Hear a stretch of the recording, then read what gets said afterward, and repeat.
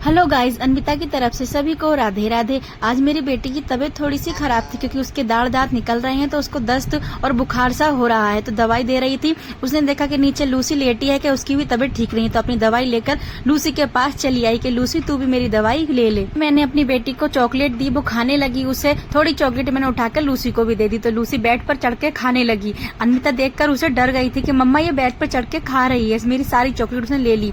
फिर अन्विता मेरी तरफ देखकर गुस्से आ रही थी कि मम्मा इसको मेरी चॉकलेट नहीं दो, इसने मेरी सारी चॉकलेट। फिर अन्विता मेरी मूसली लेकर बाहर बैठ गई थी, उसे रही की तरह चला रही थी। मुझे देखकर हंसी आ गई, जैसे मम्मी घी निकालती हैं तो रही चलाती हैं, इस तरह से वो बैठकर चला रही थी। सब देखकर उसे हंस रहे थे। अम्मा बेटी पार्क में चल रही है घूमने के लिए। पार्क में जाते ही हमने देखा कि पार्क में तो बहुत सारी आमी लग रही थी, बहुत अच्छा लग रहा था देखकर। आमी का सीजन आ गया है। मैं अपनी बेटी को पेड़ पर लगी आमी दिखा रही थी क्योंकि उसने सब कुछ पहली बार देखा है। पेड़ पर लगी आमी को देखकर अन्विता बहुत खुश हो रहा था कि मम्मा मुझे तोड़कर दे दे। फिर अन्विता मेरा हाथ पकड़कर पार्क में घूमने लगी। फिर आगे जाकर देखा तो मंदिर में दीपक जल रहे थे। ऐसा नहीं हो सकता कि अन्विता मंदिर ना जाए। अन्विता मेरा हाथ पकड़कर मंदिर में चली गई और जाकर भगवान जी के आगे बैठ गई। उनको हाथ जोड़कर बैठी रही और फिर उनको छूकर माथे से लगा रही थी। शंकर भगवान भी शाम के टाइम बहुत प्यारे लग रहे थे। मैं अन्विता से बोली अगर आपकी पूजा हो गई हो तो आप घर चलें। फिर अन्विता मेरा हाथ पकड़कर घर की तरफ चल दी। आज के लिए बस इतना ही, बाय बाय।